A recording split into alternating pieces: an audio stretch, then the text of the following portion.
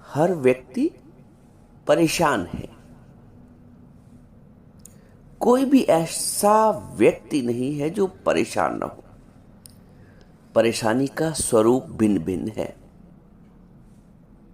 कोई टैक्स के लिए परेशान है, कोई एक कमरे से 2 कमरे के लिए परेशान है, किसी पास छोटी सी भी भूमि नहीं है, वो एक छोटा मोटा प्लॉट के लिए परेशान है। नेता अपने कार्य क्षेत्र में परेशान है, अभिनेता अपने कार्य क्षेत्र में परेशान है, बिजनेसमैन अपने कार्य क्षेत्र में परेशान है, ऑफिस वाला अपने कार्य क्षेत्र में परेशान है, गृहिणी अपने कार्य क्षेत्र में परेशान है, एक विद्यार्थी अपने कार्य क्षेत्र में परेशान है। ये है क्या परेशानी? ये परेशानी उत्पन्न कहां से होती है? व्यक्ति क्यों परेशान है? परेशान, परे की शान। परे अर्थात दूसरा। हर व्यक्ति दूसरे से परेशान। परेशान, परेशान। पर से ऊपर नहीं उठ पाता है। परेशान, परे की शान, दूसरे की शान, दूसरे का भाव, द्वैत का भाव। जब तक द्वैत का भाव नहीं मिटेगा, अपना शरीर भी पर है, अपना शरीर भी पर है। दूसरों की पर तो दूर की बात है। हम अपने आप को शरीर मानते हैं, ये भी पर की बात है। सबसे बड़ी परेशानी यही उत्पन्न करता है। हम अपने निज स्वरूप में नहीं आ पाते। हम अपने अद्वैत स्वरूप को नहीं पहचान पाते, तो परेशानी में ही उत्पन्न हुए हैं, परेशानी में ही जीवन जीते हैं। और परेशानी में ही, परेशानी के शब्द का अर्थ समझो। जो बाहरी पर स्थिति, देखो हर चीज तुम्हें वही बता रही, पर स्थिति, दूसरे की स्थिति, यानी स्व की स्थिति नहीं। पर स्थिति, परेशानी सब पर है, तुमसे परे है। तुम अपने आप में इसलिए नहीं मानते हो इसको, अपने आप में इसलिए मान लेते हो, इसलिए क्योंकि तुम इसको पर नहीं मानते हो। तुमने शरीर को स्व जान लिया है और स्व को जाना ही नहीं। तुमने संसार को स्व जान लिया है और सार को जाना ही नहीं। जो परे है उसको स्व मान लिया है। जिस दिन स्व को जान जाओगे, मम दर्शन फल परम अनुपा, जीव पाए निज सहज स्वरूपा। जिस दिन तुम स्व को जान जाओगे तो निज स्वरूप को प्राप्त कर लोगे। जीव पाए निज सहज स्वरूपा। जीवन भर पर में परेशान हो, पर छूटता ही नहीं,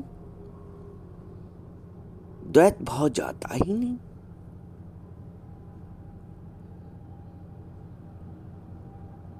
शरीर ऐसा है, देखो ये ब्रह्म ज्ञान की क्लास है। चीजों को बुद्धि से परे, मन से परे होकर समझो। बुद्धि चलाओगे तो फिर वही परे में अटके रहोगे, पर से ऊपर नहीं उठ पाओगे।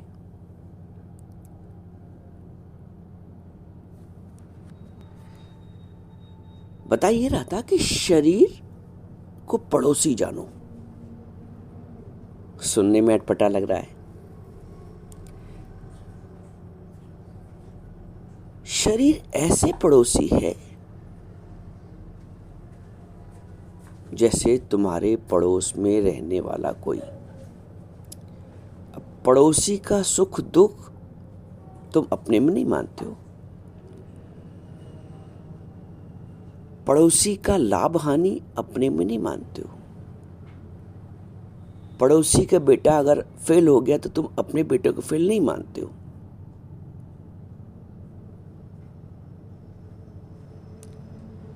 पड़ोसी का मान अपमान तुम अपना मान अपमान नहीं मानते हो।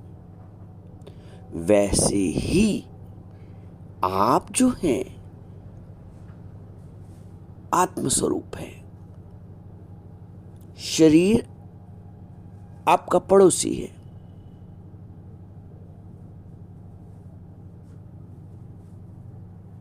आप शरीर के दृष्टा हैं, आप मन के दृष्टा हैं, आप बुद्धि के दृष्टा हैं।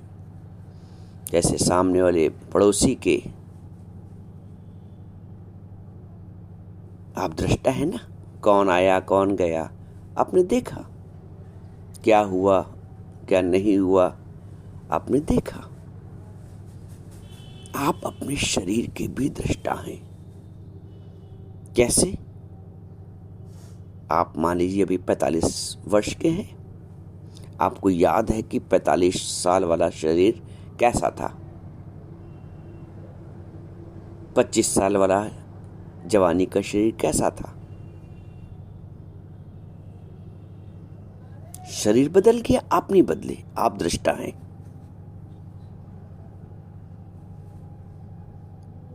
बचपने का मन कैसा था, बुद्धि कैसी थी, लड़कपन था, खेल था, हंसी था, मजाक था, सैर था, सपाटा था, विचारों में गंभीरता नहीं थी। आज विचारों में गंभीरता है, तो मन भी बदल गया। बुद्धि बचपने के ढंग से सोचती थी, जवानी की ढंग से सोचती थी, आज वो बुद्धि नहीं है, बुद्धि भी बदल गई। शरीर भी बदल गया, मन भी बदल गया, बुद्धि भी बदल गई। आज ना वो शरीर है, आज ना वो मन है, आज ना वो सोचने का ढंग है। आप वही हैं। आपने सब कुछ देखा, आपने शरीर को बदलते हुए देखा, अपने शरीर को, अपने मन को भी बदलते देखा, अपनी बुद्धि को भी बदलते देखा। आप नहीं बदले। अगर आप बदल जाते तो फिर आप भी सब भूल जाते, परंतु आपको सब याद है। 10 साल 20 साल 30 साल सब याद है। शरीर कैसा था, मन कैसा था, बुद्धि कैसी थी। इसलिए कहते हैं शरीर पर है, पड़ोसी है, आप दृष्टा हैं, साक्षी हैं, आत्मा है, ब्रह्म है। जीव पाव निज सहज स्वरूपा।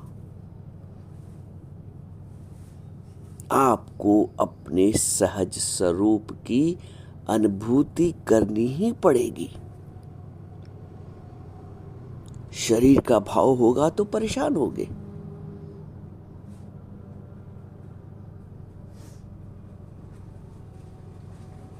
इसके अपमान से परेशान होंगे, इसकी निंदा से परेशान होंगे, इसकी बीमारी से परेशान होंगे, क्योंकि मैं शरीर हूं। पर का भाव परेशान है, पर का भाव ही परेशान करता है।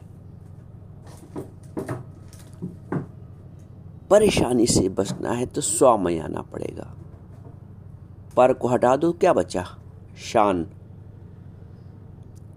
शान तो एक प्रभु की है, आत्मा की है, ब्रह्म की है, ऊर्जा की है, चेतना की है, शक्ति की है। पर तो मिट रहा है, पर का तो क्षय हो रहा है।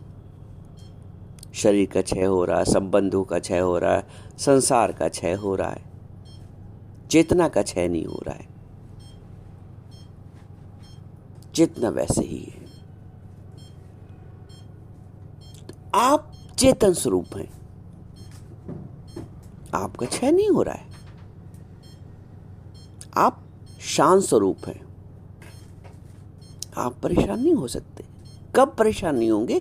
जब आप पर के भाव से ऊपर उठेंगे, जब आप शरीर के भाव से ऊपर उठेंगे, जब आप संबंध के भाव से ऊपर उठेंगे। कऊ काहू का नाही प्रीतम जान ले मन माही। जब उस प्रीतम को आप अपने अंदर ही समझ लेंगे, बाहर संबंधों में जाएंगे तो उलझेंगे, तो दोष दिखेंगे, तो द्वेष होगा, तो विकार उत्पन्न होंगे, क्रोध भी आएगा, काम भी आएगा,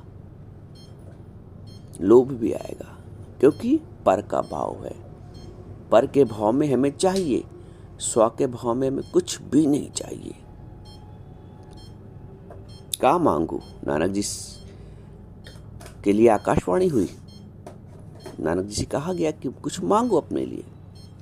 वो बोलते का मांगू, कुछ स्थिर ना रहाई। क्या मांगू जो कुछ स्थिर रहने वाला हो।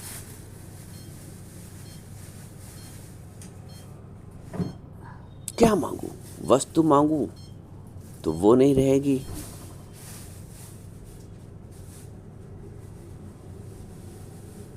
का मांगू? व्यक्ति मांगू तो व्यक्ति भी नहीं रहेगा।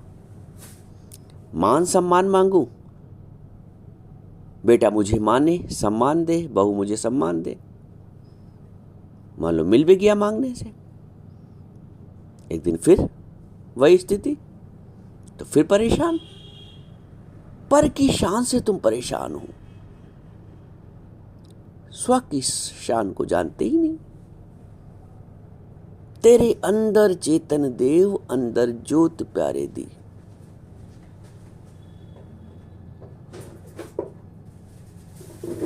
तेरे अंदर चेतन देव। वेद कहता है कि भगवान ने सब कुछ बनाकर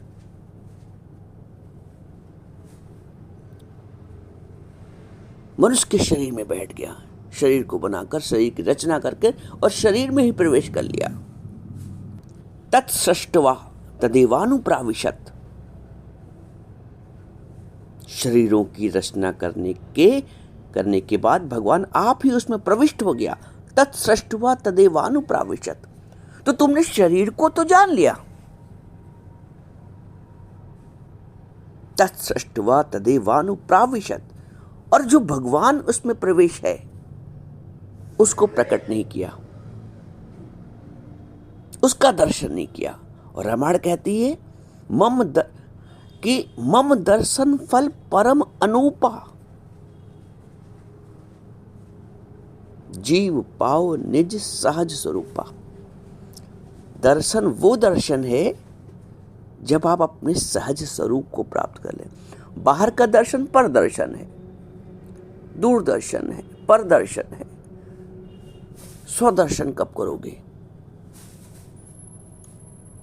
भगवान कहते कि मेरे दर्शन का जो फल है वो परम अनूप है। मम दर्शन फल परम अनूपा, जीव पाओ निज सहज स्वरूपा। जीव अपने निज सहज, दूसरे का नहीं, जीव पाओ निज सहज स्वरूपा। तो तुमने कभी अपने निज सहज स्वरूप को प्राप्त करने का विचार भी तुम्हारे अंदर आया है?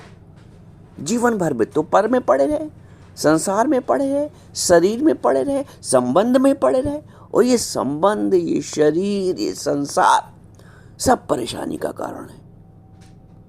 तू अपने घर में जरूर आ जा, खुदी के बदले खुदा को पा जा। पर का भाव ही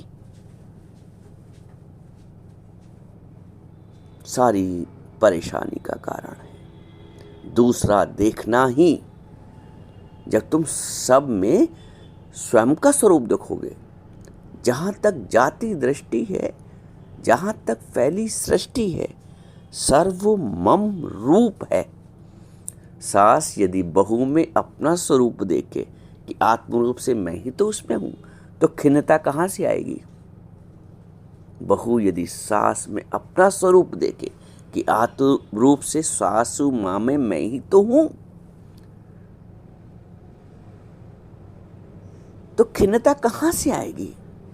कुविचार कहां से आएगा? कुविचार तभी तक है जब तक पर का भाव है। जब तक पर का भाव है तब तक परेशानी है। इस पर के भाव से ऊपर उठो, स्व का भाव देखो।